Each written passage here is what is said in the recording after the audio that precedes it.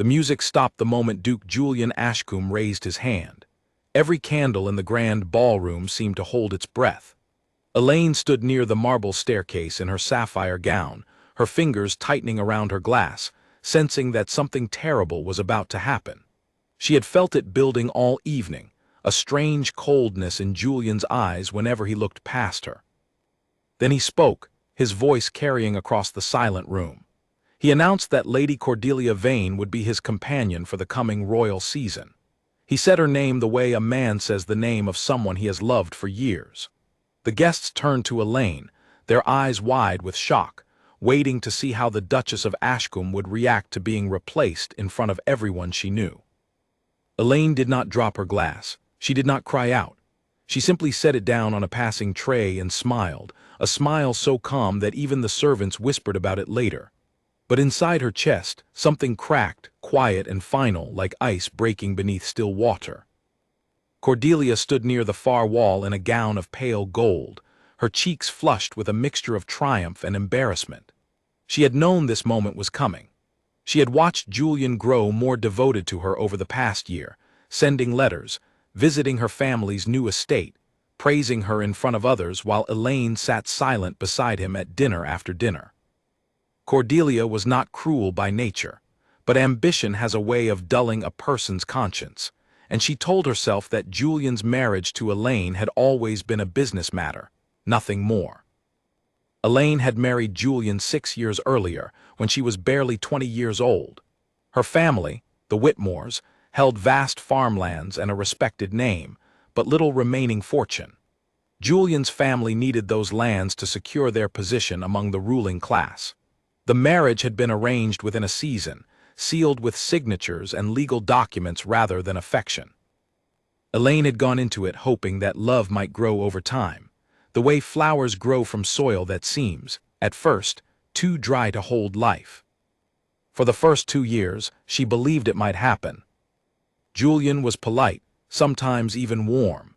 He complimented her intelligence, admired the way she managed the household accounts better than any steward he had hired before her, and occasionally sat with her in the library reading in comfortable silence. She allowed herself to hope. But hope, she would later realize, had been a mistake. It was during their 3rd year of marriage that she noticed the letters. They arrived sealed with a wax stamp she did not recognize, always addressed in a delicate, careful hand. Julian would read them in his study with the door closed, and afterward he would be distant for days, staring out of windows, answering her questions with short, empty replies. She never asked who sent them. Some part of her already suspected, and some part of her was afraid to know for certain. As the years passed, the distance between them grew wider, like a crack in a wall that no one bothers to repair until the whole structure begins to lean. Julian attended events without her, claiming diplomatic business. He returned late from trips to neighboring estates. He grew impatient when she asked him simple questions about his schedule. Elaine, for her part, poured herself into managing the Ashcombe estate, earning quiet respect from the staff and tenants, even as her marriage crumbled behind closed doors. She was not a foolish woman. She understood long before the ball that Julian's heart belonged to someone else.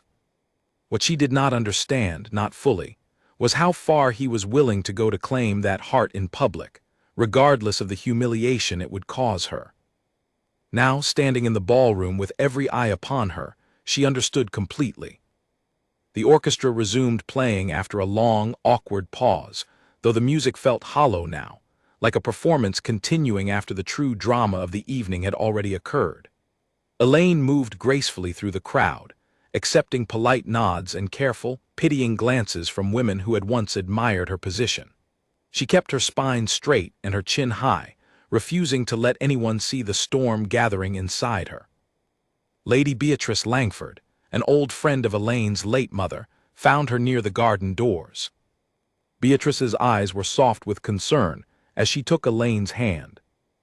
"My dear," Beatrice whispered, "you must not let him see you shaken. Come outside with me for air." Elaine allowed herself to be led onto the terrace, where the night air was cool and sharp against her flushed skin. Below them, the estate garden stretched out in careful rows of hedges and roses, silver under the moonlight. For a moment, neither woman spoke. "I am not shaken," Elaine finally said, though her voice trembled slightly on the last word. "I am finished." Beatrice studied her carefully. "Finished with what, exactly?" "With waiting," Elaine said. "With hoping that a man who has never truly seen me will one day open his eyes. I have spent 6 years managing his household, protecting his reputation, and smiling beside him at events where he barely acknowledges my presence. Tonight, he did not even have the decency to speak with me before announcing his intentions to the entire assembly." Beatrice's expression grew grave. "What will you do?" Elaine looked out over the gardens, her gaze distant, as though she were already imagining a life far away from the walls of Ashcombe House. "I do not know yet," she admitted. "But I know I cannot remain here and watch him build a new life, while expecting me to simply accept my place in the shadows." From inside the ballroom, laughter rippled through the crowd, sharp and cutting, though Elaine could not tell if it was aimed at her or simply the ordinary sound of a party continuing without her. She realized, standing there in the cool night air, that for the first time in years she was thinking not about how to please Julian or how to preserve their marriage, but about herself, about what she wanted, about who she might become if she were no longer defined by the title she carried. It was a strange and frightening thought, and yet it settled over her like a warm blanket rather than a burden. Inside, Julian stood near the head table, accepting congratulations from men who admired his boldness and women who whispered behind their fans about the scandal he had just created.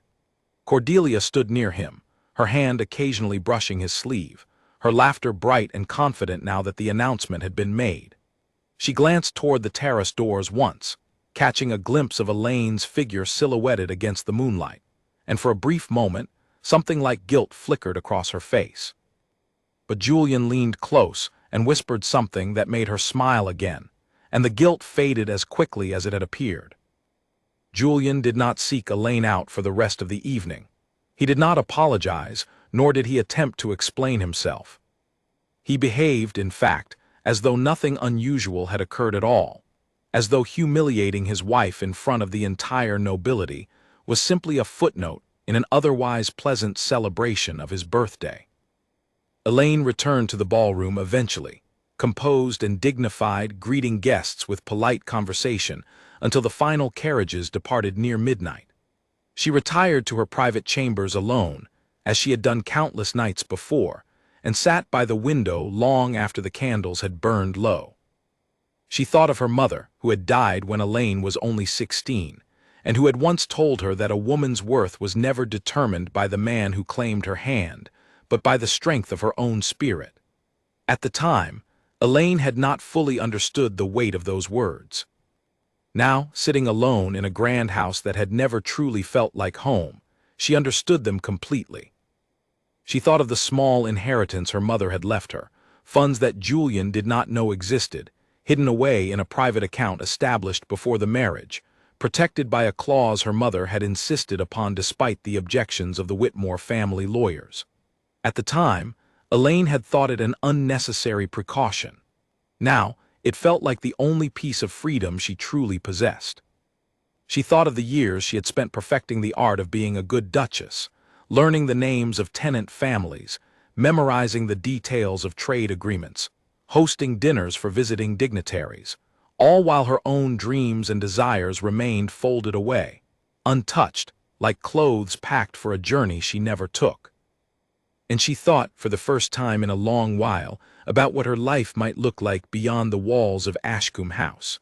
A life without titles, a life without the weight of a name that had never truly belonged to her heart. Outside her window, the gardens lay still and silver under the moon, and somewhere beyond them, past the hedges and the gates and the long winding road that led away from the estate, an entire world waited, unknown and uncertain, but entirely her own to discover. Elaine did not sleep that night. She sat awake, watching the candle burn lower and lower until only a small flame remained, flickering against the darkness. And in that quiet, solitary hour, she made a decision that would change the course of her life forever, though she did not yet know exactly how or when, or what shape her freedom would take. She only knew, with a certainty that surprised her, that she would not remain in a house where she was merely tolerated, waiting patiently for a husband who had already chosen someone else. She would not spend another year of her life as a placeholder in another woman's story.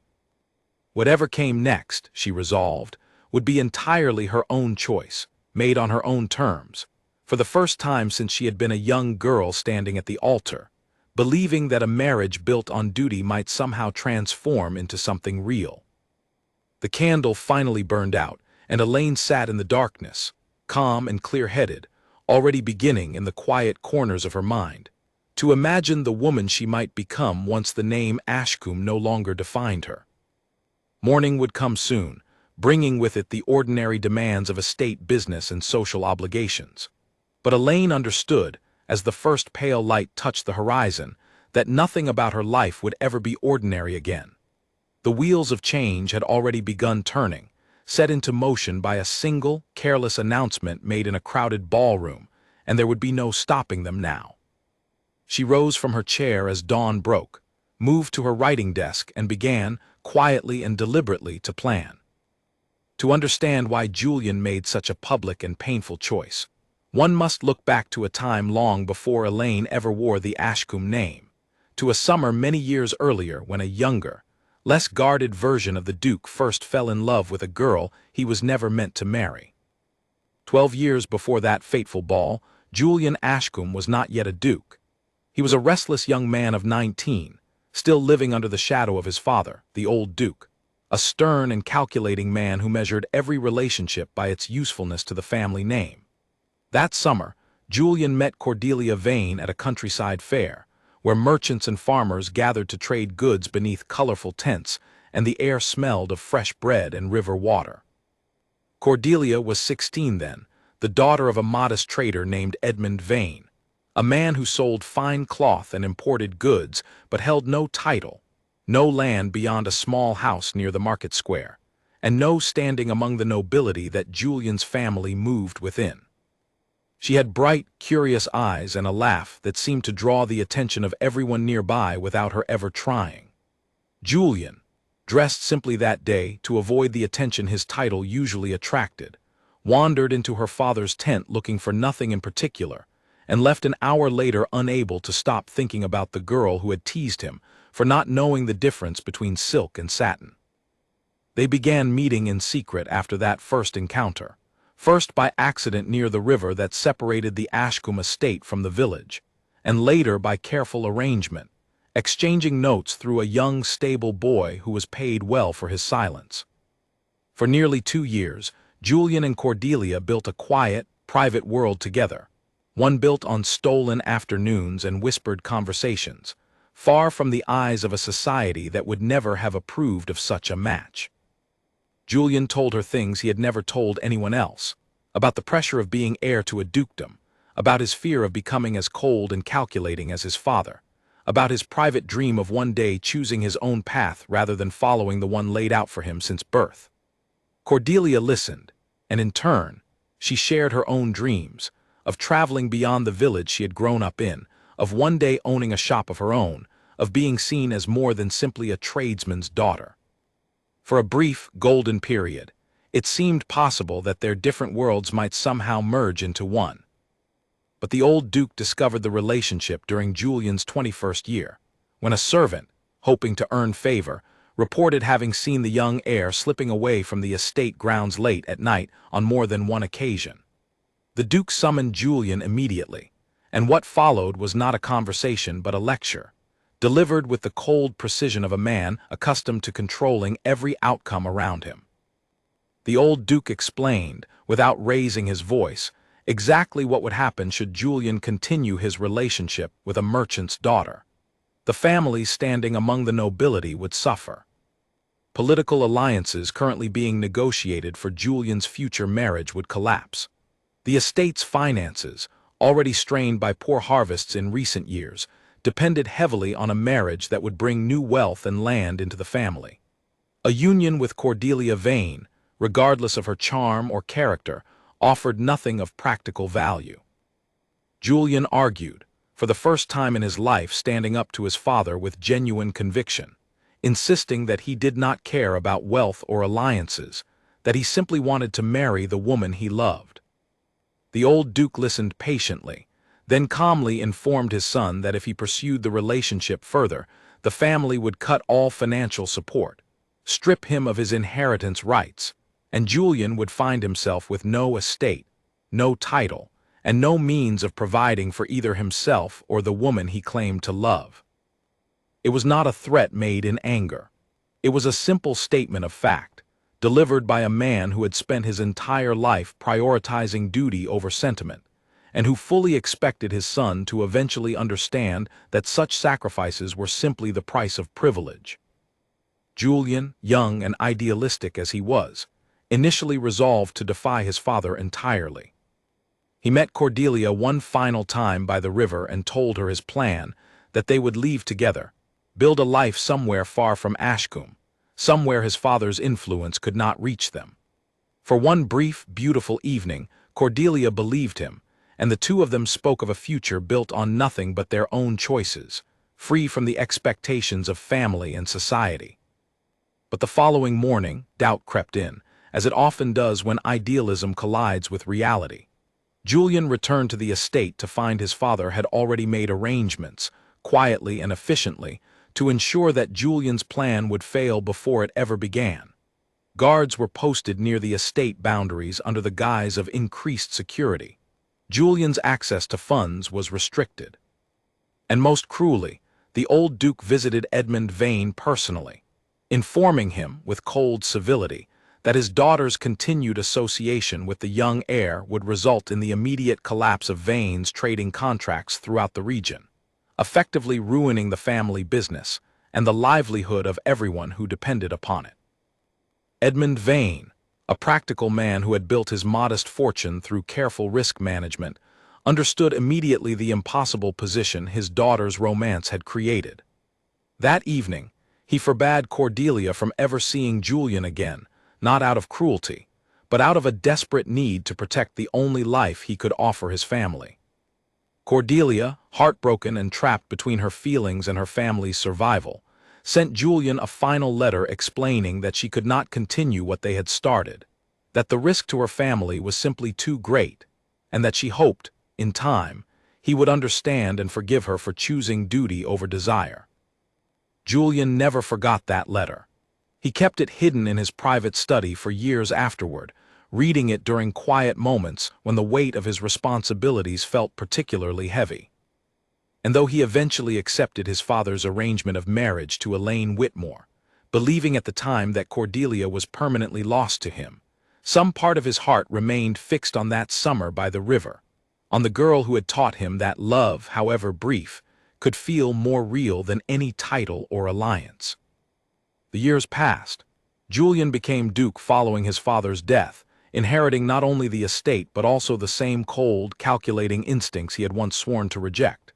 He built a competent, if distant, marriage with Elaine, managing the estate efficiently, maintaining appearances at social events, fulfilling every duty expected of him. To outside observers, the Ashcombe marriage appeared stable, even admirable in its quiet consistency. But beneath that carefully maintained surface, Julian never fully released his memories of Cordelia. And so, when circumstances brought her back into his life, first through a chance encounter at a trade exhibition, and later through a series of increasingly frequent social gatherings arranged by mutual acquaintances, the old feelings resurfaced with surprising intensity. Cordelia's family, meanwhile, had experienced a remarkable change in fortune over the intervening years. Edmund Vane's cautious business decisions had gradually expanded into a substantial trading empire, dealing not only in cloth but in imported goods from across the sea. By the time Cordelia turned 28, the Vane family had accumulated enough wealth to purchase a modest estate of their own and begin cultivating relationships among the lower ranks of nobility, hoping to eventually secure a title through strategic marriage or royal favor. When Julian encountered Cordelia again at a trade exhibition celebrating the opening of new shipping routes, he barely recognized the confident, elegant woman standing before him as the same girl who had once teased him about silk and satin beside her father's tent. Cordelia, for her part, felt an immediate resurgence of the affection she had buried years earlier, an affection made all the more powerful by the years of separation and the maturity both had gained in the time apart. They began meeting again, cautiously at first, always within the boundaries of proper social conduct, always accompanied by others, always careful to avoid the appearance of impropriety. But beneath those careful boundaries, old feelings reignited with startling speed, fed by shared memories and the sense, however illusory, that they were finally in a position to claim the love that circumstances had once denied them. Julian told himself, in the quiet moments when guilt threatened to surface, that his marriage to Elaine had always been a practical arrangement, that she had entered it fully aware of its transactional nature, and that no genuine harm would come from finally pursuing the relationship he had wanted since he was 19 years old. He convinced himself, gradually and thoroughly, that Elaine's feelings, whatever they might be, mattered less than his own long-delayed happiness. It was a convenient lie, one that allowed him to pursue Cordelia without confronting the reality of what such a pursuit would cost his wife. And as the months passed, that lie grew larger and more comfortable, until Julian genuinely believed that announcing his intentions publicly, rather than ending his marriage privately and with dignity, was simply the natural conclusion of a love story that had been unfairly interrupted 12 years earlier. Cordelia, for her part, allowed herself to be swept along by Julian's renewed devotion, choosing not to examine too closely the implications of pursuing a married man, or the pain such a pursuit might cause the woman occupying the position she had once dreamed of holding herself. Ambition, mixed with genuine affection, has a particular way of quieting a person's conscience, and Cordelia found it remarkably easy to believe that she and Julian were simply reclaiming a love that fate had once cruelly denied them. Neither Julian nor Cordelia gave much thought to Elaine's inner life during this period. They saw her as a fixture of the estate, a competent and dignified duchess who managed household affairs efficiently, but not as a woman with her own dreams, disappointments, and quiet endurance.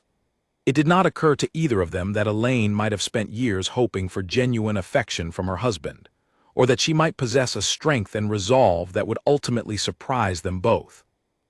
This blindness, born of privilege and self-interest, would prove to be Julian's greatest miscalculation. For while he spent months carefully planning how to elevate Cordelia into his life, he never once considered that Elaine might choose, quietly and deliberately, to remove herself from his life entirely, taking with her not only her dignity but the very name he had assumed she would always be grateful to carry. The night of the ball, when Julian made his announcement, he believed he was simply revealing a truth that had been building for months, a truth that Elaine, being practical and composed as always, would eventually accept and adjust to. He did not anticipate her silence. He did not anticipate the calm, unreadable expression on her face as she set down her glass and walked away without a single word of protest. He certainly did not anticipate that within a matter of weeks, Elaine Whitmore Ashcombe would disappear entirely, leaving behind the title, the estate, and the family name that had defined her existence for 6 long years, choosing instead to vanish into a life entirely of her own making. 3 weeks after the ball, Elaine found herself standing outside Julian's study on a rainy afternoon, holding a stack of household ledgers she needed him to review and sign. She had knocked twice already, receiving no answer, and assumed the room was empty. When she pushed the door open, intending to leave the papers on his desk, she discovered instead that Julian had simply stepped out briefly, leaving several documents spread across the polished wood surface, unguarded and unattended. She might have ignored them entirely had one particular document not caught her attention. It bore the seal of the family solicitor, a man named Gregory Ashford who had handled Ashcombe legal matters for over a decade. Elaine had no reason to suspect anything unusual until her eyes landed on a single phrase near the top of the page: dissolution of marital estate obligations. Her hands trembled slightly as she picked up the document, scanning the careful legal language that followed. It outlined, in precise and unemotional terms, a plan to gradually transfer significant portions of the Ashcombe estate's liquid assets into accounts separate from the marital holdings, structured in such a way that Elaine would have limited legal claim to them should the marriage eventually end. Beneath it lay a second document, a draft letter addressed to a judge in the capital, requesting a private hearing regarding grounds for annulment based on political necessity, a legal avenue rarely used but not entirely unprecedented among the nobility when a marriage no longer served its original strategic purpose. Elaine read both documents twice, her breath growing shallow with each line. This was not simply Julian pursuing an affair out of misguided affection. This was a calculated, methodical plan to strip her of her financial security and legal standing before formally casting her aside, all while maintaining the appearance of propriety that the family name demanded. She set the documents down exactly as she had found them, her mind racing, and left the study without taking the ledgers she had originally come to deliver. She walked through the long corridors of Ashcombe House in a daze, her footsteps echoing against the marble floors, until she reached her own private sitting room and closed the door firmly behind her. For a long while, she simply sat in silence, staring at the rain streaking down the window panes, trying to process the full weight of what she had discovered. She had known, of course, that Julian intended to pursue Cordelia. She had accepted with quiet resignation that her marriage had effectively ended the moment he made his announcement at the ball. But she had not anticipated the calculated cruelty of his financial planning, the deliberate effort to ensure she would leave the marriage with as little as possible, despite 6 years of loyal service managing his household and protecting his family's reputation. It was, she realized, a betrayal far deeper than simple infidelity. Julian was not merely choosing another woman. He was actively working to erase Elaine's contributions to their shared life, to ensure that when their marriage finally ended, she would carry away nothing of value, nothing that might allow her to build an independent future. That evening, Elaine sat across from Julian at dinner, watching him eat with the same detached politeness he had shown for months. He spoke briefly about estate matters, mentioned an upcoming trip to visit Cordelia's family, and asked, almost as an afterthought, whether Elaine had reviewed the household accounts he had left in his study earlier that day. Elaine studied his face carefully, searching for any trace of guilt or hesitation, any sign that he understood the magnitude of what he was doing to her. She found none. Julian spoke about his plans with Cordelia the way a man discusses a business venture, confident and untroubled, as though Elaine's feelings on the matter carried no more weight than the opinion of a distant relative. "I did review them," Elaine said quietly, referring to the ledgers rather than the other documents she had discovered. "Everything appears in order." Julian nodded, satisfied, and returned his attention to his meal, apparently unaware that his wife now possessed full knowledge of his plan to leave her with nothing. After dinner, Elaine retreated once again to her private chambers, where she spent the remainder of the evening in careful, deliberate thought. She understood now that she faced a choice. She could remain at Ashcombe House, waiting passively for Julian to formalize his plans, allowing him to strip away her financial security piece by piece while she watched helplessly from the sidelines. Or she could act first, quietly and decisively, before he had the opportunity to complete his scheme. The choice, once she framed it clearly in her mind, was not difficult at all. Elaine had always been a careful, methodical woman, traits that had served her well in managing the Ashcombe estate's complex affairs over the years.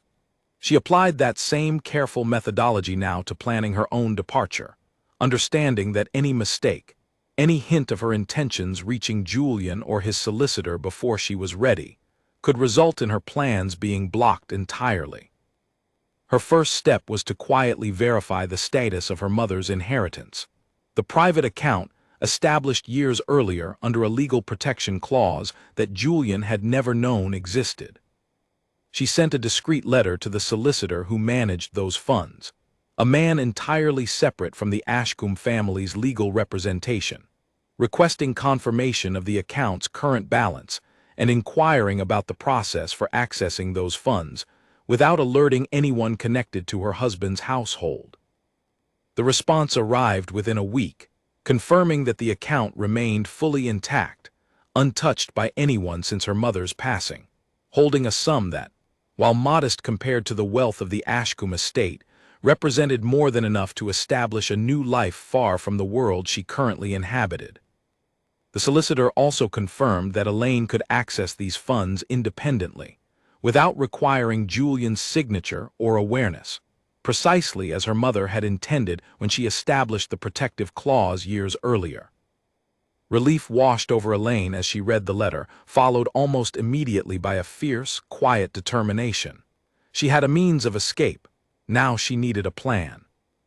Over the following 2 weeks, Elaine moved through her daily routine at Ashcombe House with careful precision, maintaining every appearance of normalcy while secretly preparing for her departure. She reviewed maps of the surrounding regions, identifying towns far enough from Ashcombe to avoid immediate recognition, yet accessible enough to reach without arousing suspicion during the journey. She settled eventually on a small coastal town called Millbrook Harbor, known primarily for its fishing trade and modest merchant community, a place unlikely to attract visitors from the aristocratic circles Julian and Cordelia frequented. She began quietly setting aside small, unremarkable items that might prove useful in her new life, simple clothing free of any identifying family crests, a few pieces of jewelry that held sentimental rather than monetary significance, and a collection of books on practical trades that she had begun studying in secret, particularly focused on sewing and textile work, skills she had learned informally from her mother during childhood, but never had reason to pursue seriously. She also began, carefully and without drawing attention, distancing herself emotionally from her role as Duchess of Ashcombe. She attended fewer social functions, citing minor illness or fatigue as her reason. She delegated more household responsibilities to trusted staff members, explaining that she wished to focus on personal matters. Julian, absorbed in his own plans regarding Cordelia, barely noticed the gradual shift, too preoccupied with his own future to pay close attention to his wife's diminishing presence in the daily rhythms of estate life. Lady Beatrice Langford, the only person Elaine trusted enough to confide in even partially, grew increasingly concerned as the weeks passed, noticing the subtle changes in her friend's demeanor. During one afternoon visit, as the two women sat together in Elaine's private garden, Beatrice finally addressed her concerns directly. "You have been distant lately," Beatrice observed, watching Elaine carefully. "More distant than usual. Is something troubling you beyond what happened at the ball?" Elaine considered how much to reveal, understanding the risk involved in sharing too much information, even with someone she trusted deeply. But she also recognized the value of having at least one person who understood, even partially, what she intended to do, someone who might be able to offer guidance without compromising her plans. "I discovered something troubling," Elaine finally admitted, choosing her words carefully. "Julian is planning to remove me from the marriage entirely, and to do so in a manner that would leave me with very little means of supporting myself afterward." Beatrice's expression darkened with genuine anger on her friend's behalf. "That is despicable, even for him. What will you do?" Elaine met her friend's eyes steadily. "I intend to leave before he has the opportunity to execute his plan. I have resources he knows nothing about, resources that will allow me to build an independent life away from all of this." Beatrice sat in stunned silence for a long moment, processing the magnitude of what her friend was proposing. Leaving a marriage quietly through legal proceedings was one thing, a difficult but not unprecedented path for women of their social standing. But simply disappearing, abandoning the Ashcombe name and title entirely without any formal legal process, was an entirely different matter, one that would create immense scandal and leave Elaine with no legal protection or recognized status wherever she eventually settled. "Have you considered the risks?" Beatrice asked carefully. "Without the protection of your title, you would have no standing in society at all. You would essentially become no one, at least in the eyes of the world we currently inhabit." Elaine nodded slowly, having already spent countless hours considering exactly this concern. "I have considered it thoroughly," she said, "and I have come to believe that becoming no one, in the eyes of a society that values titles over genuine character, is far preferable to remaining trapped as Julian's discarded Duchess, dependent on his mercy for whatever scraps of dignity he chooses to leave me." Beatrice studied her friend's face, seeing there a resolve she had never witnessed before, a quiet strength that seemed to have been building beneath the surface for years, finally emerging now that circumstances had pushed Elaine beyond her capacity for patient endurance. "I will not try to stop you," Beatrice finally said, "but please allow me to help however I can. You should not have to face this entirely alone." Over the following days, Beatrice quietly assisted Elaine in small but meaningful ways, helping her identify a reliable driver who could transport her discreetly to a location near Millbrook Harbor without raising questions among the Ashcombe household staff, and helping her draft a careful cover story that would provide a plausible explanation for her temporary absence, buying Elaine crucial time before anyone realized her departure was permanent rather than temporary. The plan Elaine eventually settled upon was elegant in its simplicity. She would inform Julian that she wished to visit a distant cousin in the countryside for several weeks, citing a need for rest and reflection following the difficult events of recent months.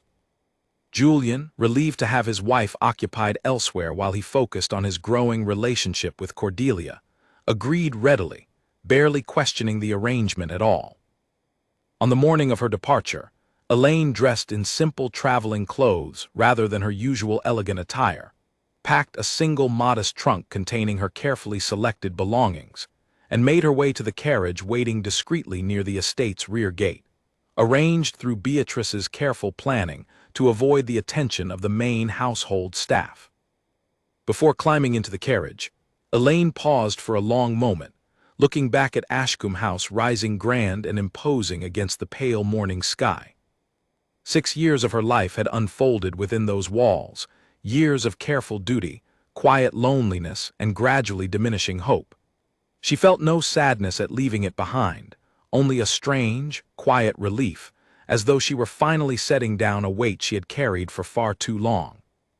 She climbed into the carriage without looking back again, and as the wheels began turning along the gravel drive, carrying her away from the only life she had known as an adult woman, Elaine Whitmore Ashcombe felt something she had not experienced in years, a genuine, unguarded sense of possibility, spreading through her chest like warmth returning to hands too long numbed by cold.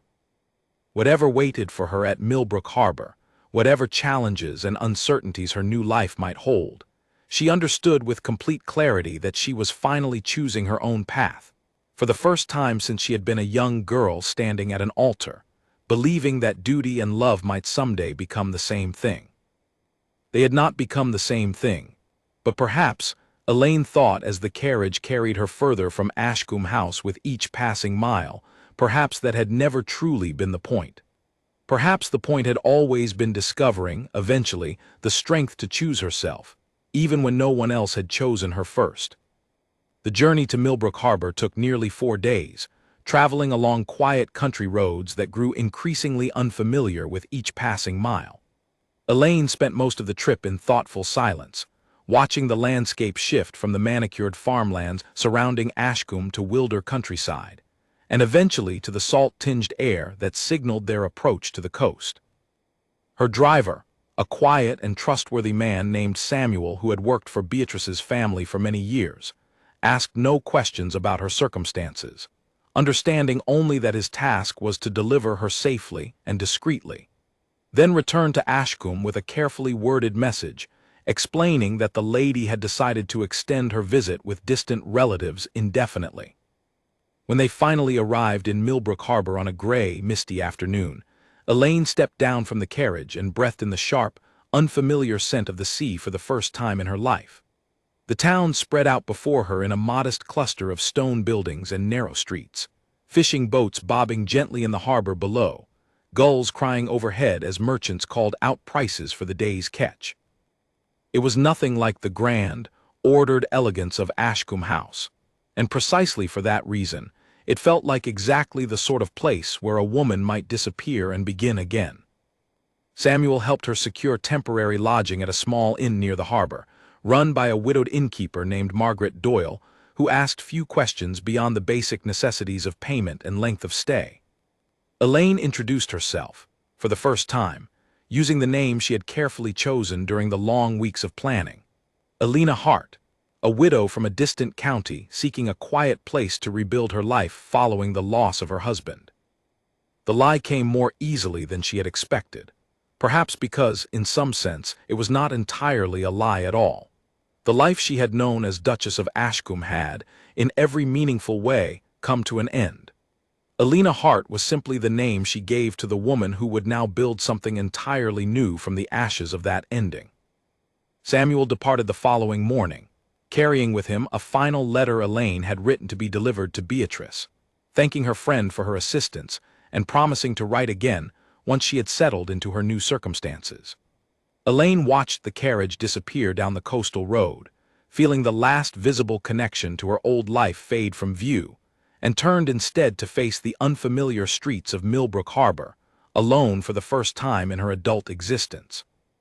The initial weeks proved challenging in ways Elaine had not fully anticipated.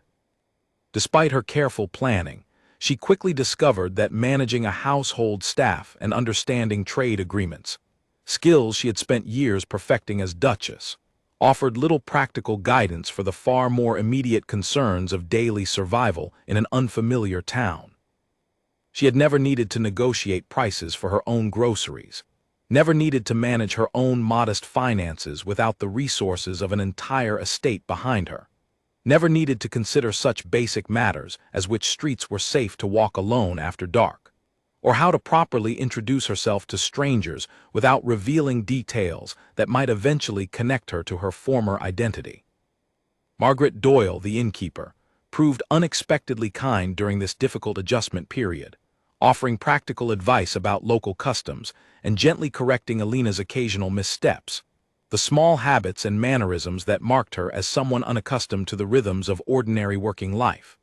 Margaret never asked directly about Elena's past, though her knowing glances occasionally suggested she understood there was more to her guest's story than the simple explanation of widowhood.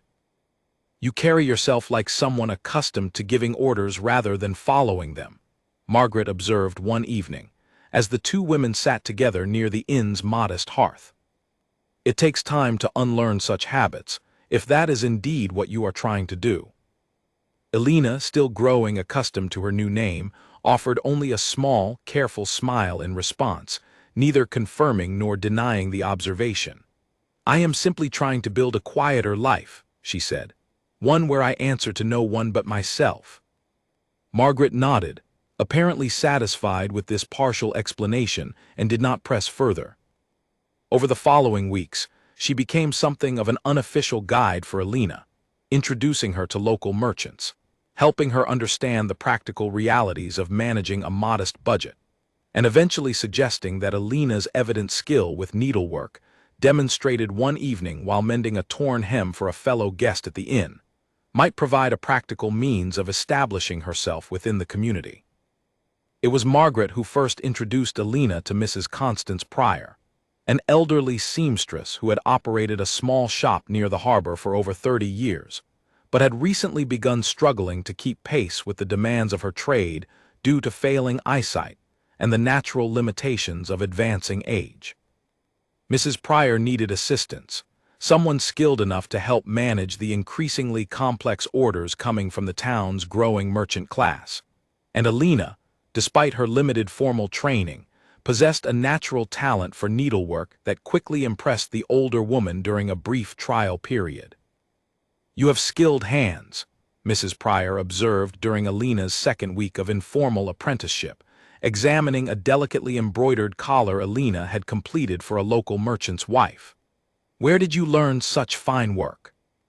"My mother taught me," Elena replied truthfully, though she omitted the fuller context of her privileged upbringing, the countless hours spent learning needlework as a genteel pastime rather than a practical necessity.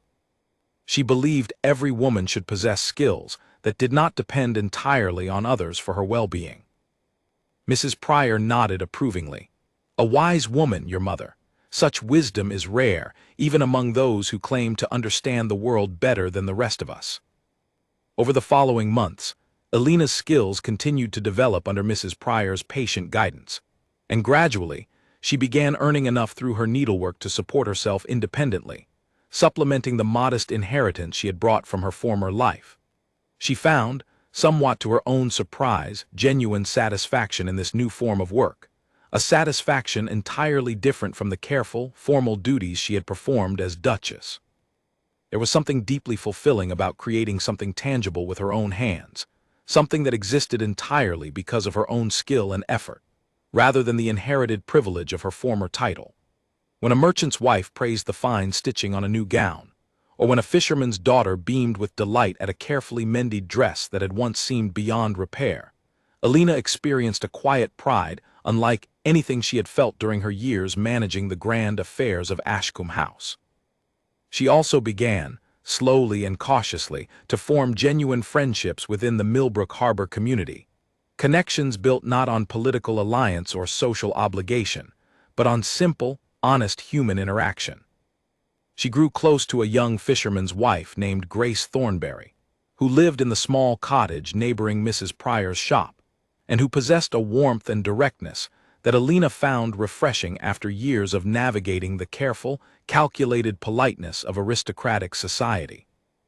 Grace, unlike almost everyone Alina had known in her former life, spoke plainly and without pretense, sharing stories of her own struggles and triumphs with an openness that gradually encouraged Alina to lower her own carefully maintained guard.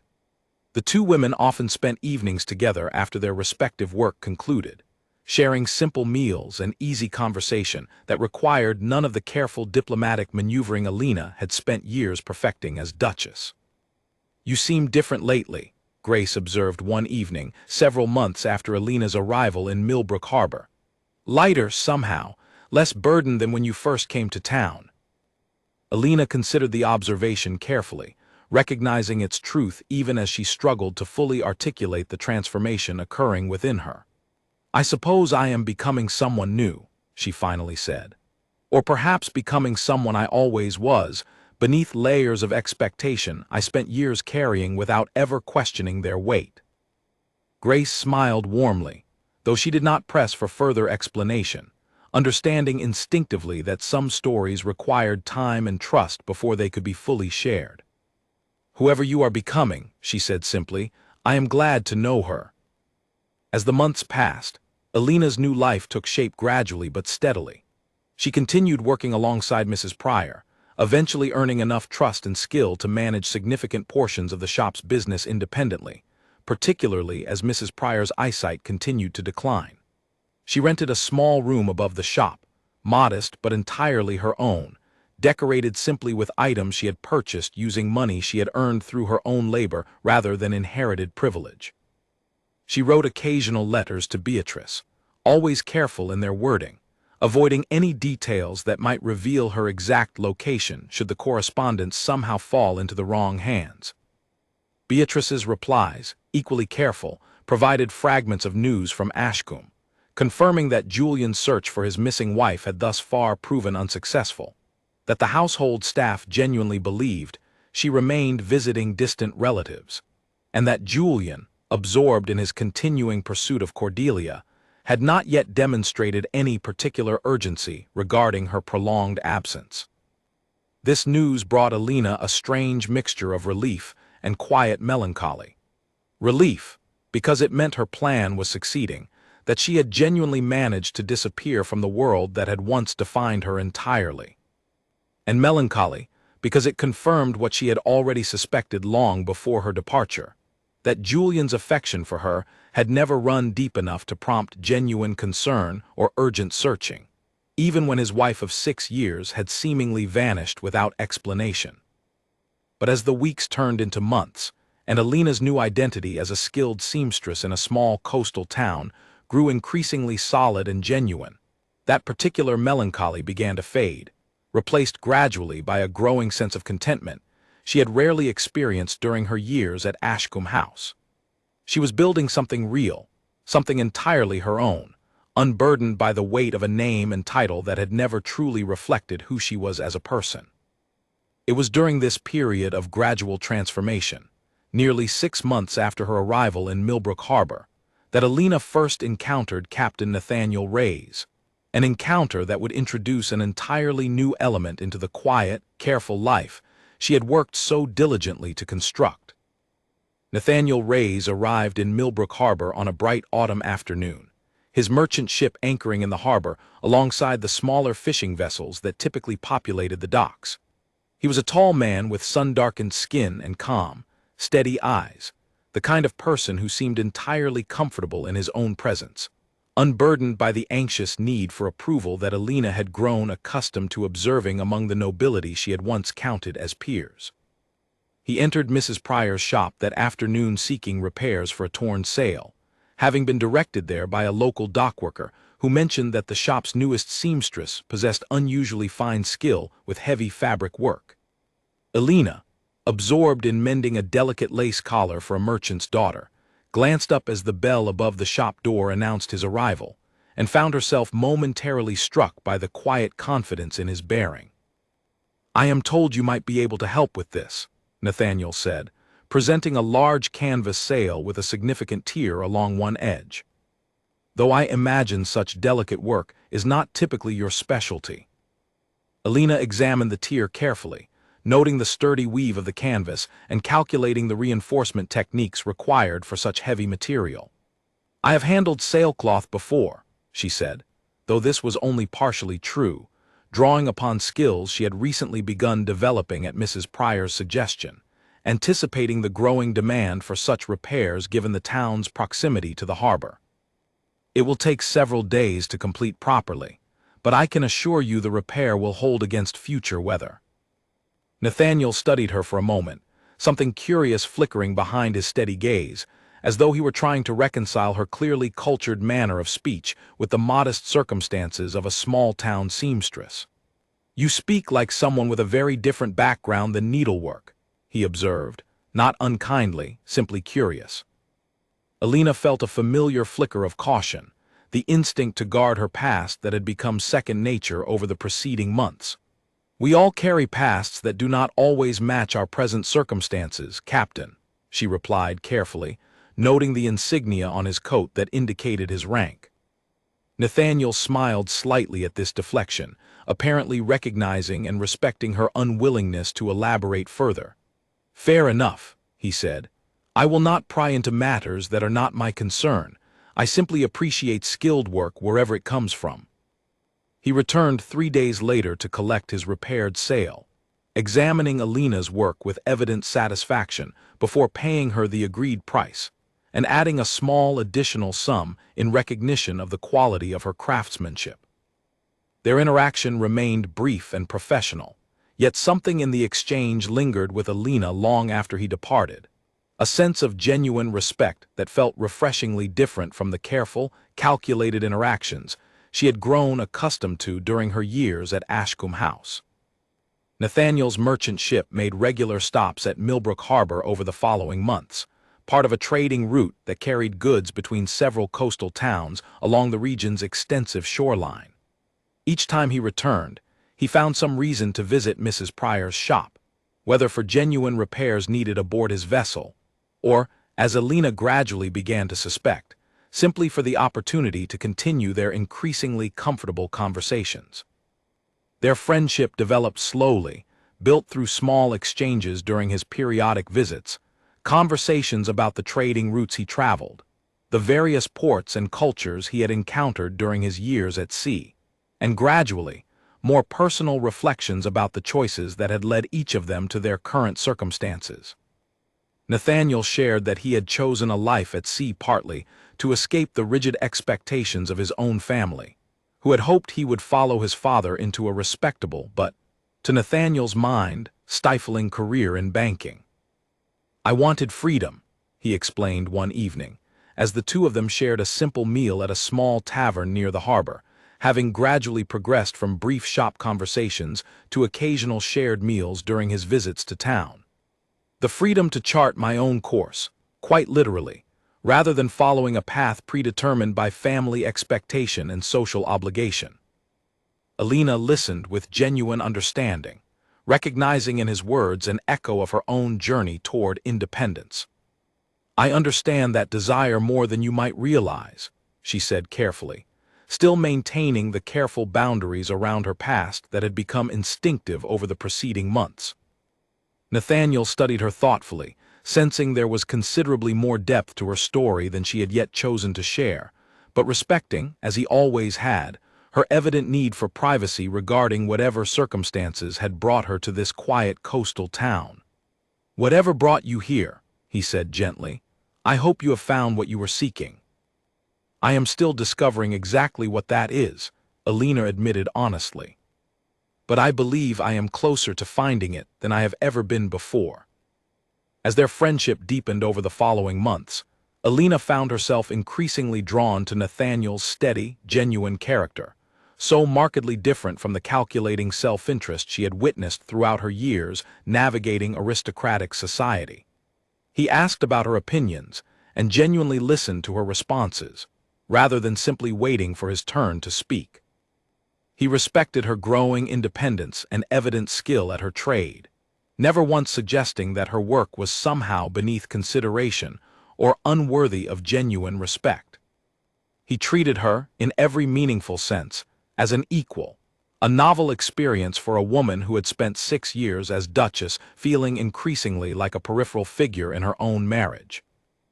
Mrs. Pryor, observing the growing warmth between Alina and the visiting sea captain, offered gentle, knowing smiles whenever Nathaniel's ship appeared in the harbor, though she never directly commented on the developing relationship, respecting Alina's evident need to navigate this new connection at her own careful pace. "You seem happier when his ship is in port," Mrs. Pryor observed one afternoon, as she and Alina worked together on a particularly demanding commission for a wealthy merchant's family visiting from a neighboring town. Alina felt a warm flush color her cheeks, surprised by how easily her feelings had apparently become visible to those around her. "He is a good man," she said simply, "genuine in a way that feels rare, at least in my experience." Mrs. Pryor nodded thoughtfully, her weathered hands continuing their careful work despite her failing eyesight. "Genuine goodness is indeed rare," she agreed. "When you find it, my dear, it is worth holding onto carefully." Nearly a year after her arrival in Millbrook Harbor, Alina's transformation from Duchess Elaine Ashcombe into Alina Hart, independent seamstress, felt increasingly complete and genuine. Rather than a temporary disguise she was merely wearing while awaiting some eventual return to her former life. She had established herself firmly within the community, earned genuine respect and friendship among her neighbors, and built a small but meaningful independent existence entirely through her own effort and skill.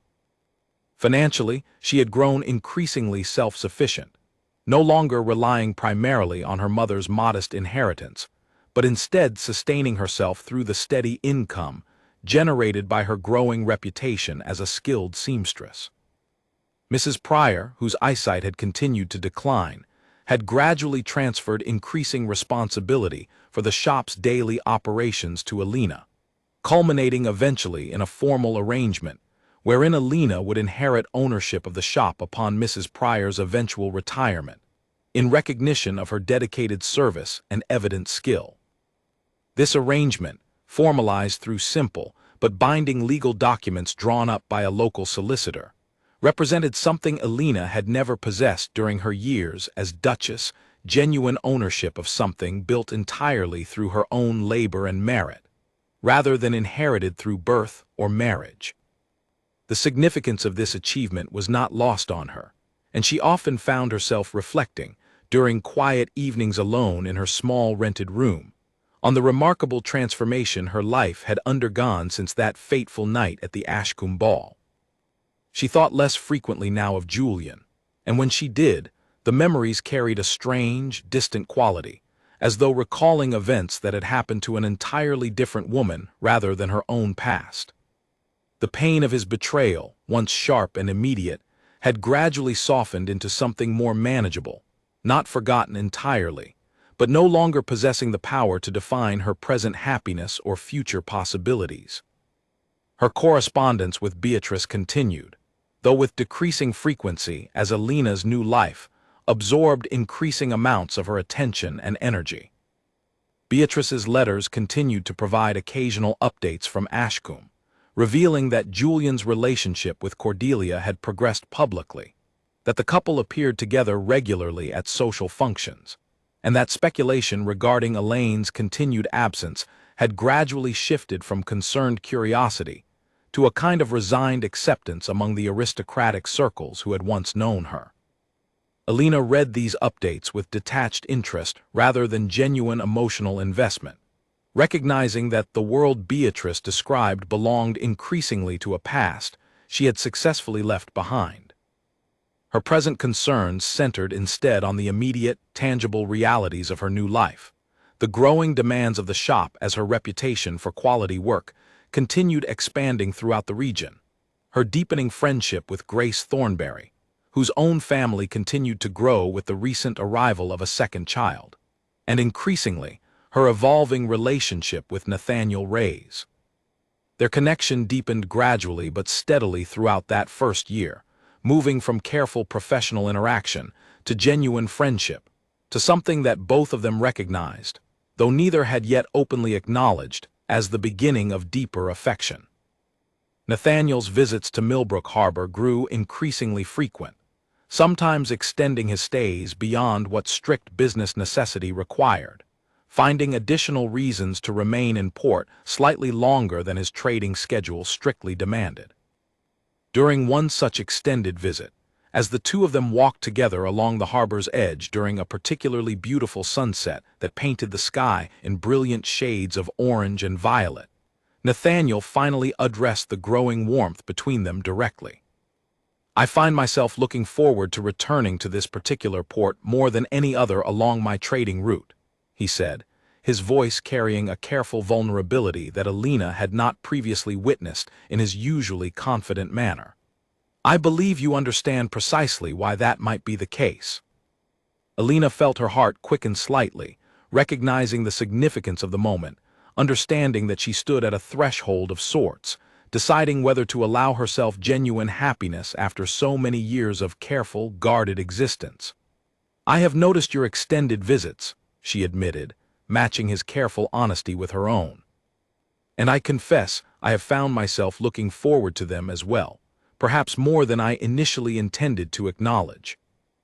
Nathaniel stopped walking and turned to face her directly, his expression earnest and open in a manner that stood in stark contrast to the careful, calculating expressions she had grown accustomed to during her years navigating aristocratic society. "I know very little about your past," he said gently, "and I have respected your evident need for privacy regarding whatever circumstances brought you to this town. But I find myself increasingly certain of my feelings for the woman standing before me now, regardless of whatever history she carries." Alina studied his face carefully, seeing genuine sincerity rather than the calculated pursuit of advantage that had characterized Julian's eventual pursuit of Cordelia. "My past is complicated," she said honestly, feeling for the first time genuine temptation to share at least portions of the truth she had carefully guarded for nearly a year. "More complicated than you likely imagine." "I do not need to know every detail," Nathaniel replied gently, "not unless you wish to share it. I am interested in the woman you are now, in the life you have built here through your own strength and skill, regardless of whatever circumstances preceded your arrival in Millbrook Harbor."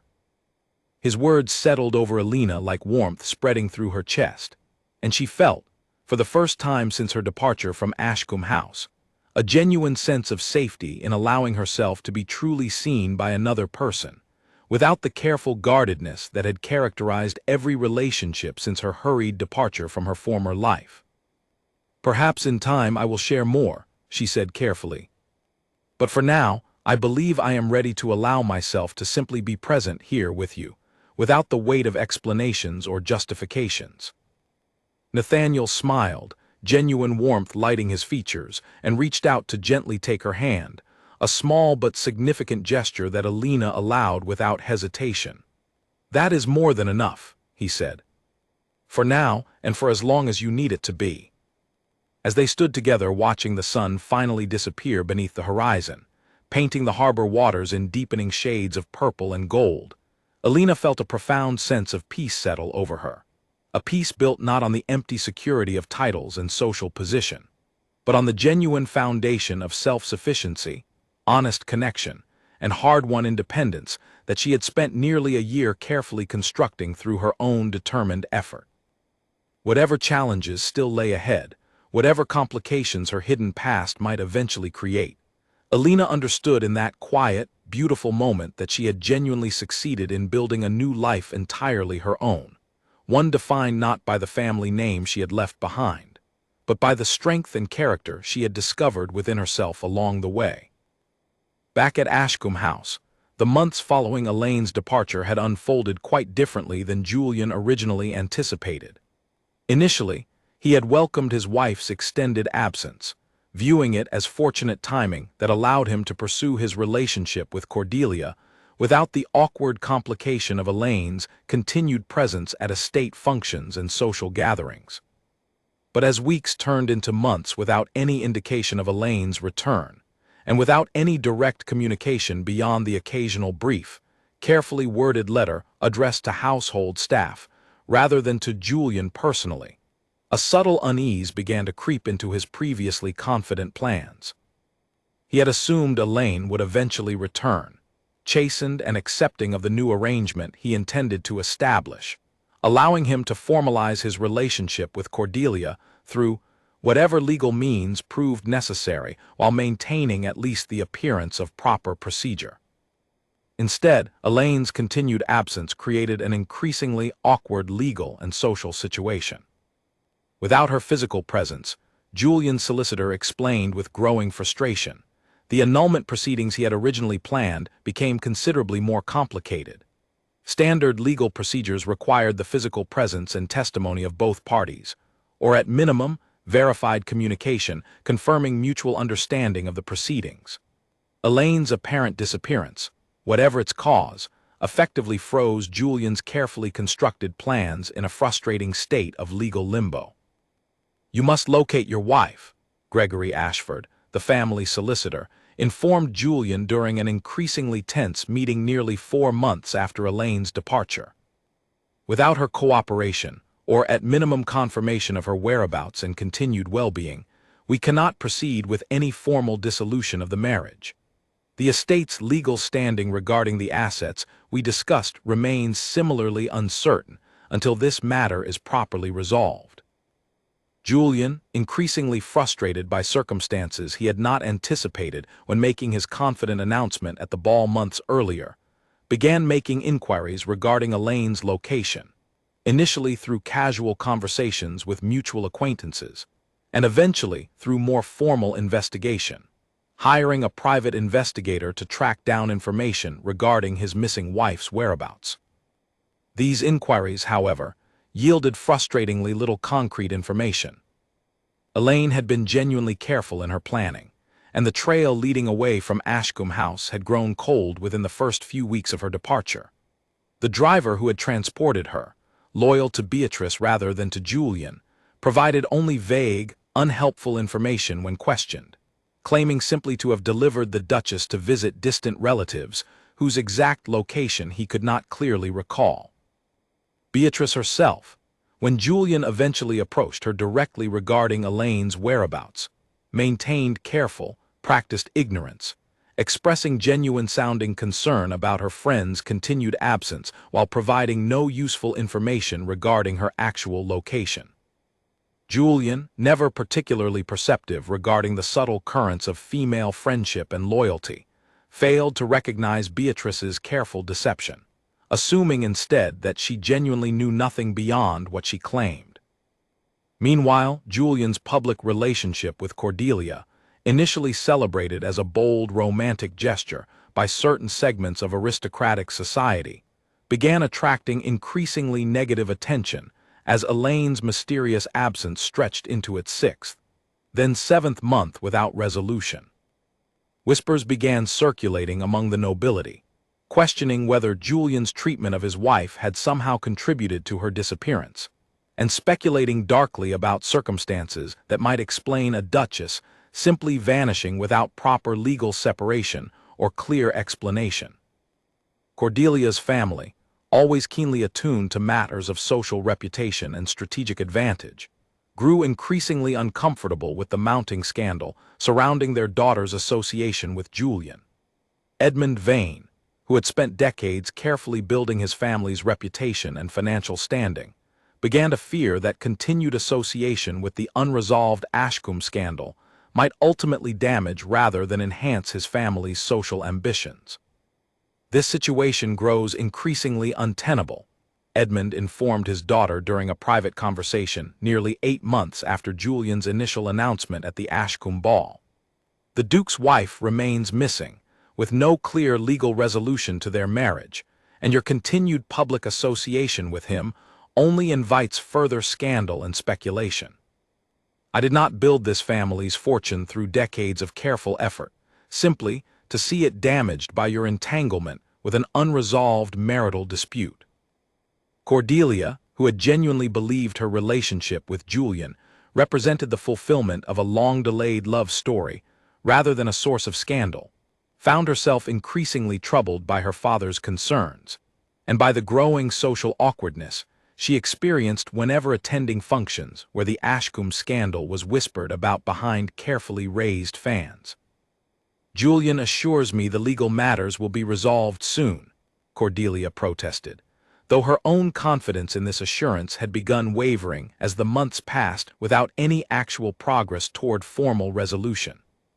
"He has been assuring you of the same thing for 8 months," Edmund replied pointedly. "And in that time his missing wife has not been located, his legal situation remains unresolved, and our family's reputation suffers with each passing month of continued scandal. I must insist that you reconsider the wisdom of continuing this relationship until the Duke's marital situation reaches genuine resolution." The conversation marked the beginning of a gradual but increasingly clear withdrawal of the Vane family's support for Cordelia's relationship with Julian. Edmund began declining invitations to events where Julian would be present, subtly discouraging Cordelia's continued public association with the Duke while stopping short of forbidding the relationship entirely, hoping instead that circumstances would naturally resolve themselves without requiring direct parental intervention. This growing distance did not escape Julian's notice. Cordelia's attendance at social functions grew increasingly sporadic, her previous warmth and enthusiasm replaced by a more cautious, hesitant demeanor whenever they did manage to meet. When Julian eventually confronted her directly regarding this apparent shift, Cordelia's explanation revealed the full extent of her family's growing concerns. "My father believes our continued association damages our family's reputation," Cordelia admitted during a tense conversation in Julian's study, nearly 9 months after her family had begun withdrawing their support. "As long as your marriage to Elaine remains legally unresolved, he fears our relationship simply invites further scandal without any clear path toward legitimate resolution." Julian felt a surge of frustration, directed both at his continuing inability to locate Elaine and at the growing realization that his carefully planned future with Cordelia now faced significant obstacles he had not adequately anticipated when making his confident announcement months earlier. "I am doing everything within my power to resolve the legal situation," he said, though even as he spoke the words, he recognized their increasingly hollow quality, given his continued inability to actually locate his missing wife. "Perhaps," Cordelia said carefully, "everything within your power has simply proven insufficient thus far. Perhaps you must consider more drastic measures to finally resolve this situation, one way or another." Julian understood the implicit warning in her words, recognizing that Cordelia's patience, like her family's tolerance, possessed limits that his continued failure to resolve his marital situation had begun approaching with concerning speed. This realization prompted him to intensify his search efforts significantly, expanding the scope of his private investigation, offering increasingly generous rewards for information regarding Elaine's whereabouts, and personally traveling to several locations where rumors suggested she might have settled. During this intensified search, Julian found himself, somewhat unexpectedly, forced to confront aspects of his marriage and his own behavior that he had previously avoided examining too closely. As he questioned various acquaintances and reviewed the circumstances surrounding Elaine's departure, he began piecing together a more complete understanding of the discovery she had apparently made regarding his financial planning. The documents she had evidently seen in his study shortly before her sudden decision to leave for an extended visit that had never actually occurred. This realization struck him with unexpected force. He had assumed, throughout the preceding months, that Elaine's departure represented simple heartbreak and wounded pride following his public announcement at the ball, a reaction he had considered unfortunate but ultimately manageable through eventual legal proceedings. He had not previously considered that she might have discovered his more calculated financial planning, the deliberate effort to minimize her legal claims before formally ending their marriage. Understanding this additional context cast his wife's disappearance in an entirely different light. Rather than simple emotional reaction to romantic betrayal, her departure now appeared as a calculated response to discovering genuine financial deception, a realization that forced Julian to confront the possibility that Elaine's actions reflected not weakness or heartbreak, but rather the same kind of strategic thinking he had always privately respected in her management of estate affairs. This new understanding did not immediately soften Julian's determination to locate her, driven as he still was by the practical necessity of resolving his legal situation to preserve his relationship with Cordelia. But it did introduce an unexpected complexity to his feelings, a grudging respect mixed with growing anxiety about what exactly Elaine might do or reveal should he eventually locate her. Nearly 10 months after her departure, Julian's private investigator finally uncovered a promising lead. A report from a traveling merchant who recalled encountering a woman matching Elaine's description in a coastal town called Millbrook Harbor, working as a seamstress under the name Elena Hart. The information remained uncertain, based on second-hand accounts and general physical description rather than definitive confirmation, but it represented the first genuine progress in Julian's months-long search. Upon receiving this information, Julian found himself experiencing an unexpected mixture of emotions: relief at finally having a concrete lead to pursue, anxiety about what he might discover upon locating his missing wife, and something else entirely: a complicated, difficult-to-name feeling that had been building gradually throughout the frustrating months of his unsuccessful search, something that bore an uncomfortable resemblance to genuine concern for Elaine's well-being. Separate entirely from his practical need to resolve their legal marital status. He did not fully examine this complicated feeling, choosing instead to focus on the practical necessity of the journey ahead, arranging for immediate travel to Millbrook Harbor to confirm whether the woman working there truly was his missing wife, and if so, to finally address, directly and personally, the situation that had remained unresolved for far too long. As his carriage began the long journey toward the coastal town, Julian found himself reflecting, with growing unease, on exactly what he hoped to accomplish upon finally locating Elaine. He told himself his primary concern remained purely practical, the need to formalize their legal separation to preserve his relationship with Cordelia. But beneath this practical justification, an increasingly persistent voice suggested that his motivations had grown considerably more complicated than simple legal necessity, though he was not yet ready to fully acknowledge exactly what that complexity might mean. Julian arrived in Millbrook Harbor on a crisp morning nearly 10 months after Elaine's departure from Ashcombe House, his carriage drawing curious glances from local residents unaccustomed to seeing such an obviously wealthy visitor traveling through their modest coastal town. He made his way toward the harbor district, following the directions his investigator had provided, eventually locating Mrs. Pryor's small shop nestled among the narrow streets near the waterfront. He paused outside the shop for a long moment, studying the modest storefront with its simple wooden sign and neatly arranged window display, trying to reconcile this humble establishment with the grand halls of Ashcombe House where his wife had once presided as Duchess. Taking a deep breath, he finally pushed open the door, the small bell above announcing his entrance. Alina looked up from her work at the sound of the bell, and Julian watched her face transform through a rapid sequence of emotions. Initial polite professional greeting shifting almost instantly into shocked recognition, as she realized precisely who stood before her. For a long, suspended moment, neither of them spoke, the shop's quiet atmosphere charged with the weight of nearly a year's separation and unresolved history. "Julian," Alina finally said, her voice remarkably steady despite the evident shock of the unexpected encounter. "I confess I did not expect you to actually find me." Julian studied her carefully, noting the changes that had occurred during their separation. She wore simple, practical clothing rather than the elegant gowns she had favored as Duchess, her hair styled plainly rather than in the elaborate fashions of aristocratic society. Yet something about her bearing had changed as well, a quiet confidence and self-assurance that seemed even more pronounced than the composed dignity she had always maintained as Duchess of Ashcombe.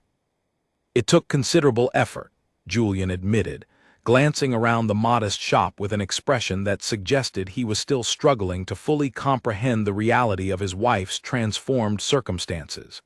"You have been quite thorough in your disappearance." "That was rather the point," Alina replied evenly, setting aside the needlework she had been holding and rising to face him directly, refusing to allow herself to feel diminished by his unexpected presence in the life she had carefully built. "What exactly brings you to Millbrook Harbor, Julian? I assume this is not simply a coincidental visit." Julian hesitated, momentarily uncertain how to begin the conversation he had rehearsed countless times during his journey to the coast, yet which now felt considerably more complicated standing before the confident, transformed woman who bore little resemblance to the passive, dutiful wife he had left behind at Ashcombe House. "We need to discuss the legal status of our marriage," he finally said. "Your continued absence has created considerable complications regarding the proceedings I initiated." Alina's expression remained carefully composed, though Julian noted a slight tightening around her eyes that suggested his words had struck a sensitive point. "I am aware of the proceedings you initiated," she said quietly. "I saw the documents in your study, Julian, before I left. I know precisely what you intended to do, ensuring I would leave our marriage with as little as possible, despite 6 years of loyal service managing your household."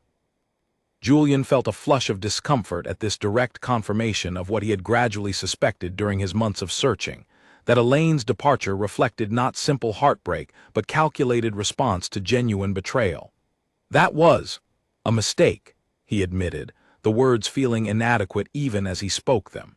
"I should have handled the entire situation with considerably more honesty and fairness." "Yes," Alina agreed simply, "you should have. But you did not, and I made the choice to protect myself rather than remain dependent on whatever fairness you might eventually choose to extend." They stood in tense silence for a long moment, the shop's quiet atmosphere emphasizing the weight of unspoken history between them. Finally, Julian gestured toward a small table near the shop's window, where 2 simple chairs offered space for conversation away from the front counter. "Might we sit and discuss this properly? I have traveled a considerable distance, and there is much we should address." Alina considered his request, then nodded, moving to lock the shop's front door and turn the small sign indicating she was temporarily closed for business, before joining Julian at the table. Mrs. Pryor, who had been working quietly in the back room during this exchange, emerged briefly to check on the commotion, but retreated discreetly upon recognizing the private nature of the conversation unfolding at the front of the shop. "I have spent considerable time reflecting on my behavior over the past months," Julian began, once they were settled across from each other. "The search for you, frustrating as it proved, forced me to examine circumstances I had previously avoided confronting directly. I understand now that my treatment of you, both regarding my public pursuit of Cordelia and my private financial maneuvering, was genuinely unfair and dishonest. Alina listened carefully, studying his face for any sign of genuine remorse versus calculated strategy, aimed at securing her cooperation with whatever legal proceedings he still hoped to pursue. "I appreciate your acknowledgement," she said carefully, "but I confess I remain uncertain what practical purpose such acknowledgement serves, given the current state of our lives." Julian leaned forward slightly, his expression earnest in a manner Alina had rarely witnessed during their years of marriage. "I had hoped, perhaps, that understanding my genuine remorse might open the possibility of reconciliation, or at minimum, a more amicable resolution to our current circumstances than the contentious legal battle I had originally planned." Alina studied him for a long moment, recognizing genuine sincerity in his expression, yet feeling nothing of the desperate hope she might have experienced had he offered such words during their marriage, before her departure and subsequent transformation. "Julian," she said finally, her voice gentle but unwavering, "I do not believe reconciliation is what either of us truly needs, regardless of whatever genuine remorse you may now feel." "You have built quite a life here," Julian observed, glancing around the modest shop with an expression that mixed genuine admiration with evident surprise. "I confess I did not anticipate finding you so thoroughly transformed, so evidently content within circumstances I imagine you never previously considered." "I have built a life entirely my own," Alina corrected gently. "Something I never truly possessed during our marriage, despite the grandeur of Ashcombe House and the prestige of the title I once carried. Here in this modest shop, working with my own hands, I have discovered a sense of purpose and independence that I never experienced as your Duchess." Julian absorbed these words in thoughtful silence, recognizing their truth even as they highlighted the profound inadequacy of the marriage he had once taken for granted. "What of Cordelia?" Alina asked eventually, curious despite herself about the fate of the relationship that had precipitated her own transformation. Julian's expression grew troubled at this question. "Her family has grown increasingly concerned about the ongoing scandal surrounding our unresolved marital situation," he admitted. "Our relationship has cooled considerably in recent months, as the practical complications of your absence prevented the legal resolution I had originally anticipated." Alina felt a complex mixture of emotions at this revelation, neither triumph nor genuine sympathy, but rather a kind of distant recognition that the consequences of Julian's original betrayal had extended beyond herself to touch the other participants in his carelessly constructed plans. "I am sorry for whatever difficulty this has caused," she said, though her tone made clear this sympathy remained limited given the circumstances that had created the entire situation. "You need not apologize," Julian said quickly. "The consequences I now face are entirely of my own making, resulting from choices I made without adequate consideration for their impact on those around me, yourself especially." They continued talking for nearly an hour, discussing the practical necessities of formally resolving their marriage, Julian explaining the legal proceedings that would need to occur, Alina listening carefully while making clear her expectations regarding fair treatment throughout whatever process ultimately unfolded. Julian, chastened by his months of unsuccessful searching and genuine reflection on his previous behavior, agreed readily to terms considerably more generous than his original plans had intended, recognizing finally the injustice of his earlier scheme to minimize Elaine's rightful claims. As their conversation drew toward its natural conclusion, Julian studied Alina carefully, something wistful entering his expression. "I find myself wondering," he said quietly, "whether circumstances might have unfolded differently had I recognized your strength and character earlier in our marriage, rather than taking your quiet dignity for granted while pursuing what I mistakenly believed represented true love elsewhere." Alina met his gaze steadily, feeling neither anger nor lingering affection, but rather a kind of peaceful clarity regarding the genuine conclusion of a chapter in her life that had once defined her entirely. "Perhaps," she acknowledged, "but I have come to believe that some paths, however painful their beginning, ultimately lead us exactly where we needed to go." I do not regret the circumstances that brought me to Millbrook Harbor, difficult as that journey initially proved. Julian nodded slowly, understanding settling over his features as he recognized the genuine finality in her words. Then I wish you continued happiness in the life you have built here, he said, rising from his chair as their conversation reached its natural conclusion. You deserve considerably more than what I offered you during our years together. As Julian prepared to depart, having secured Alina's agreement to formalize their legal separation through proper channels that would ensure fair treatment for both parties, Alina found herself reflecting on the strange, complicated nature of the encounter, a meeting that closed one chapter of her life definitively, while confirming, with absolute clarity, the genuine transformation she had achieved during their months of separation. She watched from the shop's window as Julian's carriage departed down the narrow coastal street, carrying him back toward the world of titles and social obligation that had once defined her existence entirely. And as the carriage disappeared around a distant bend, Alina felt not sadness or regret, but rather a quiet, profound sense of completion, the final resolution of a chapter that had taught her, through considerable difficulty, the genuine strength she had always possessed but never fully recognized until circumstances forced her to discover it for herself. In the weeks following Julian's visit to Millbrook Harbor, Alina found herself navigating the practical realities of formally ending her marriage, while continuing to build the independent life she had established over the preceding months. Gregory Ashford, the family solicitor, traveled to the coastal town personally to finalize the necessary legal documents, having been instructed by Julian to ensure Alina received fair and generous treatment throughout the proceedings, a stark contrast to the calculated financial maneuvering that had originally prompted her departure. The formal dissolution of her marriage to Julian proceeded with surprising efficiency once both parties demonstrated genuine willingness to cooperate. Alina, working alongside a local solicitor she had engaged to represent her own interests, ensured that the final settlement included fair compensation reflecting her years of contribution to managing the Ashcombe estate, while formally and permanently relinquishing any claim to the Ashcombe title or family name. This final legal step, signing documents that formally severed her connection to the identity she had once carried as Duchess of Ashcombe, proved surprisingly emotional despite the many months she had already spent building her independent life as Alina Hart. Sitting in the small solicitor's office in Millbrook Harbor, pen poised above the final document, she found herself reflecting on the young woman who had once stood at an altar 6 years earlier, believing that duty might eventually transform into genuine love.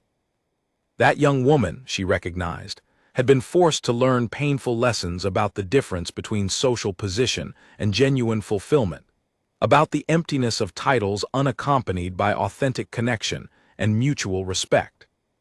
But that same young woman had also discovered, through considerable difficulty, a strength and resilience she had never previously recognized within herself, a capacity for reinvention and independent achievement that had ultimately led her to genuine happiness far removed from the grand halls of Ashcombe House.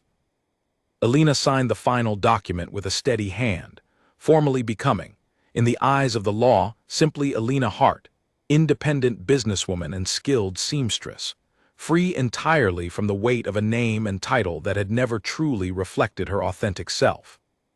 News of the formal separation eventually reached the broader aristocratic circles that Alina had once moved within, though by the time such news circulated, she had grown genuinely indifferent to the opinions and speculation of a society she no longer considered her own. Beatrice wrote with updates confirming that Julian's reputation had suffered considerable damage throughout the extended scandal, that Cordelia's family had ultimately withdrawn their support entirely once the full details of Julian's original financial scheming became known through careful investigation prompted by Alina's own solicitor during the separation proceedings. Julian, Beatrice reported, found himself increasingly isolated following the scandal's resolution, his relationship with Cordelia having ended entirely once her family recognized the full extent of his questionable character, revealed through the very documents Alina had discovered months earlier in his study. His standing among the nobility, once secure through his inherited title and estate, suffered lasting damage as word spread regarding his treatment of his former wife. A cautionary tale whispered among aristocratic circles about the consequences of prioritizing selfish desire over honest dealing. Alina read these updates with a curious sense of distance, recognizing that whatever consequences Julian now faced resulted entirely from choices he himself had made, separate from any deliberate effort on her part toward revenge or retribution. She had simply chosen to protect herself and build an independent life, and the natural consequences of Julian's own actions had followed accordingly, without any additional intervention required on her part. Meanwhile, Alina's own life in Millbrook Harbor continued flourishing in ways that increasingly surprised even herself. Mrs. Pryor's eyesight, having continued its gradual decline, eventually necessitated her full retirement from active shop work, formally transferring complete ownership of the establishment to Alina in recognition of her years of dedicated service and evident skill. Alina, now the sole proprietor of what had become one of the most respected seamstress shops along the coastal region, found genuine satisfaction in this achievement, a business built entirely through her own effort and merit, free from any inherited privilege or family connection. She expanded the shop's offerings gradually, incorporating the sale repair work that had first brought Nathaniel into her life, alongside the more delicate needlework that had originally established her reputation within the community. She hired 2 young apprentices, local girls eager to learn a practical trade, finding unexpected fulfillment in passing along the skills she had developed through her own determined effort, much as Mrs. Pryor had once patiently guided her own initial development. Her relationship with Nathaniel Reyes continued deepening throughout this period, his visits to Millbrook Harbor growing increasingly frequent as his trading routes gradually shifted to accommodate more regular stops at the coastal town. He had come to consider something increasingly resembling home. Their courtship progressed at a careful, deliberate pace, both of them having experienced enough of life's complications to appreciate the value of building genuine trust and understanding before committing to deeper promises. Nearly 2 years after Alina's original departure from Ashcombe House, Nathaniel finally proposed marriage during a quiet evening walk along the harbor, the same location where they had first acknowledged their growing affection for each other years earlier. Alina, having spent considerable time reflecting on her previous marriage and the lessons it had taught her about genuine partnership versus mere social arrangement, accepted with a confidence and clarity that stood in stark contrast to the uncertain hope she had carried into her marriage with Julian. "I know precisely who you are," Nathaniel told her as he presented a simple but elegant ring, entirely different from the elaborate jewelry she had once worn as Duchess. "And I choose you, exactly as you are, independent seamstress and shop owner, skilled and capable in your own right, without any need for titles or social position to define your worth." Alina felt tears of genuine happiness gathering in her eyes as she accepted his proposal, recognizing in his words the fundamental difference between this relationship and her previous marriage, a partnership built on mutual respect and genuine appreciation for each other's authentic selves, rather than practical alliance or convenient arrangement. Their wedding, held several months later in a simple ceremony attended by the close friends Alina had made throughout her time in Millbrook Harbor, bore little resemblance to the grand, formal celebration that had marked her first marriage. Grace Thornberry served as her closest attendant, her 2 young children serving as flower bearers during the modest but heartfelt ceremony held in the town's small chapel overlooking the harbor. Mrs. Pryor, though her health had continued declining, insisted on attending despite the difficulty of the journey, expressing genuine joy at witnessing the happiness of the woman she had come to consider something like a daughter. Beatrice traveled from her own estate to attend the wedding as well, having maintained her careful, loyal friendship throughout Alina's entire transformation, and expressing genuine delight at finally meeting the man who had won her friend's heart following the difficult conclusion of her first marriage. "You look happier than I have ever seen you," Beatrice observed during the modest celebration following the ceremony, watching Alina share a warm, genuine laugh with Nathaniel, as the small gathering enjoyed simple food and drink in the chapel's adjoining garden. "I am happier than I have ever been," Alina confirmed, genuine contentment evident in every aspect of her bearing. "I spent years believing that happiness required maintaining a particular position, fulfilling particular expectations placed upon me by family and society. It took losing everything I once considered essential to my identity to discover that genuine happiness comes instead from authentic connection and independent purpose." As the wedding celebration continued into the evening, Alina found herself reflecting on the remarkable journey that had brought her to this moment. From the humiliating public announcement at the Ashcombe ball, through the careful, methodical planning of her departure, through the challenging early months of building an entirely new identity and independent livelihood, to the genuine partnership and community she had ultimately discovered in Millbrook Harbor. The shop continued flourishing under her management in the years that followed, eventually expanding to a second location in a neighboring town as her reputation for quality craftsmanship spread throughout the coastal region. She and Nathaniel built a comfortable life together, balancing his continued work as a merchant captain with her growing business responsibilities, their partnership characterized by genuine mutual support rather than the imbalanced arrangement that had defined her first marriage. They eventually welcomed 2 children into their family, a daughter they named Margaret in honor of the innkeeper who had first welcomed Alina to Millbrook Harbor with such practical kindness, and a son named Edmund, whose name, chosen partly in gentle acknowledgement of the complicated history that had once connected their family to the Vane family fortune, represented Alina's genuine capacity for grace even toward those who had once played a role in her original heartbreak.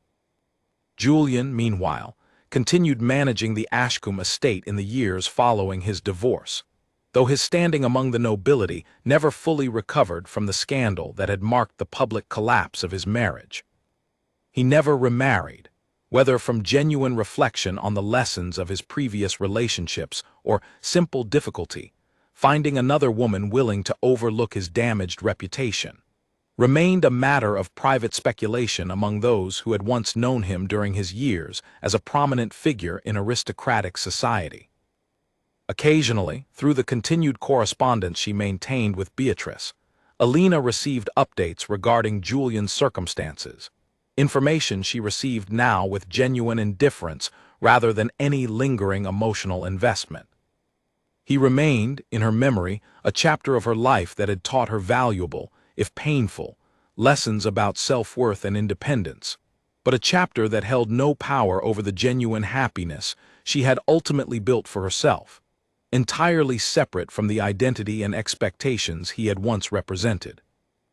Years later, when her daughter Margaret, grown into a thoughtful young woman herself, asked about the circumstances that had originally brought Alina to Millbrook Harbor, curious about fragments of family history she had gradually pieced together from overheard conversations and occasional careful references, Alina found herself explaining the full story with a peaceful clarity that reflected how completely she had processed and moved beyond the pain of her original circumstances. "Sometimes," Alina told her daughter, sitting together in the comfortable sitting room of the home she shared with Nathaniel, overlooking the same harbor where her new life had originally begun, "the ending of one story becomes the beginning of something far better than we ever imagined possible. I lost a title and a name that never truly belonged to my authentic self, and in losing them, I discovered exactly who I was always meant to become." Margaret listened thoughtfully, absorbing this lesson about resilience and authentic self-discovery that would eventually shape her own understanding of genuine strength and independence as she grew into adulthood herself. "Do you ever regret leaving?" she asked eventually. "Choosing this life over everything you left behind?" Alina smiled, genuine warmth and certainty evident in her expression, as she considered the remarkable journey that had brought her from the grand, empty halls of Ashcombe House to the modest, genuine happiness she had built in this small coastal town. "Not for a single moment," she said honestly. "Everything I truly needed, I found here, built through my own strength and determination, surrounded by people who valued me for who I genuinely am rather than what title I once carried. As evening settled over Millbrook Harbor, painting the sky in familiar shades of gold and violet that Alina had come to love throughout her years in the coastal town, she felt profound gratitude for the difficult journey that had ultimately led her to this genuine, hard-won happiness, a life built entirely on her own terms, defined not by the family name she had once carried, but by the authentic strength and character she had discovered within herself along the way. 10 years after the night Julian made his announcement at the Ashcombe Ball, the shop Alina had built in Millbrook Harbor stood as one of the finest establishments along the entire coastal region, its reputation for quality craftsmanship known well beyond the modest boundaries of the town where it had first begun.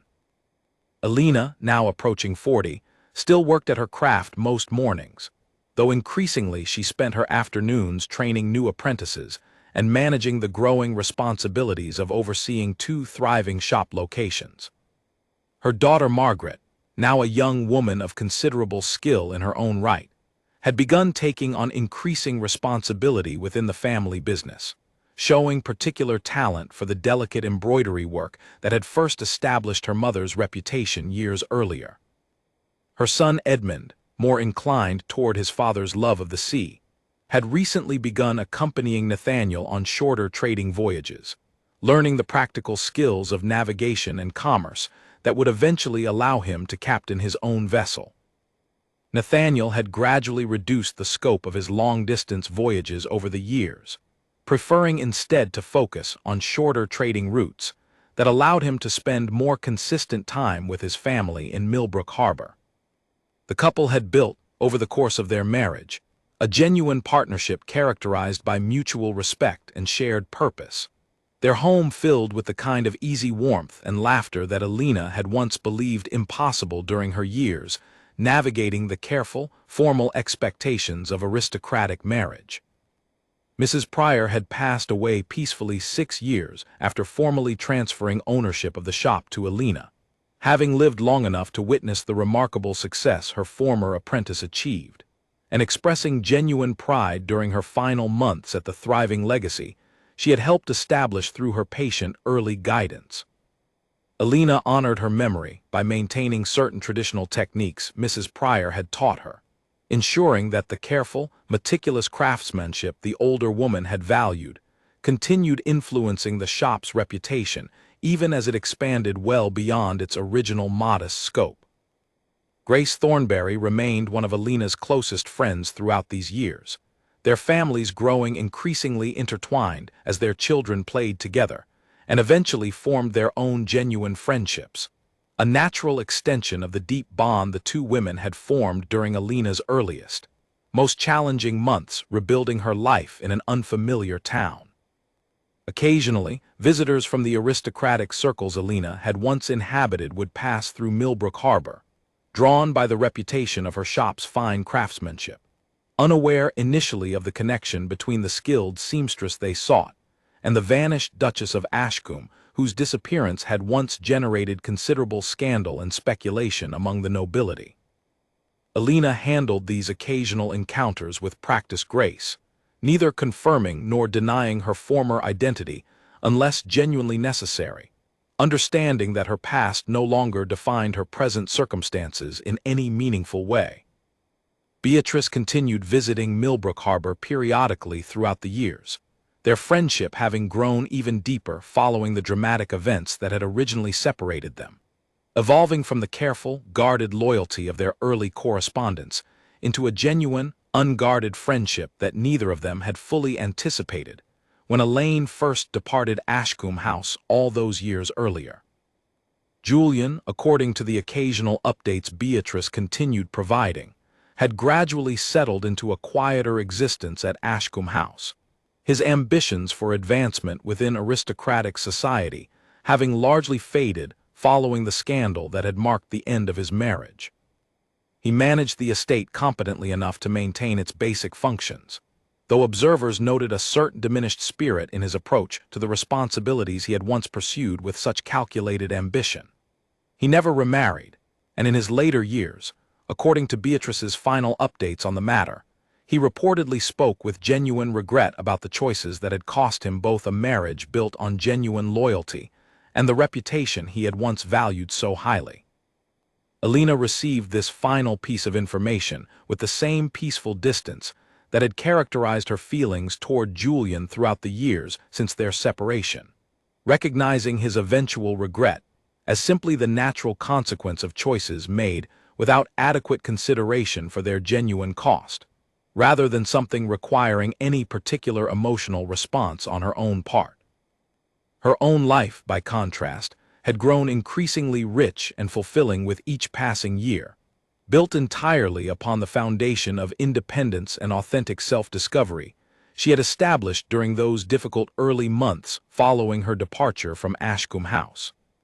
She had proven, through sustained effort and genuine skill, that a woman's worth need not depend upon inherited title or the approval of a husband who failed to recognize her true value, but could instead be built through determined effort, genuine connection, and the courage to choose an uncertain but authentic path over the comfortable security of a life that had never truly reflected who she was meant to become.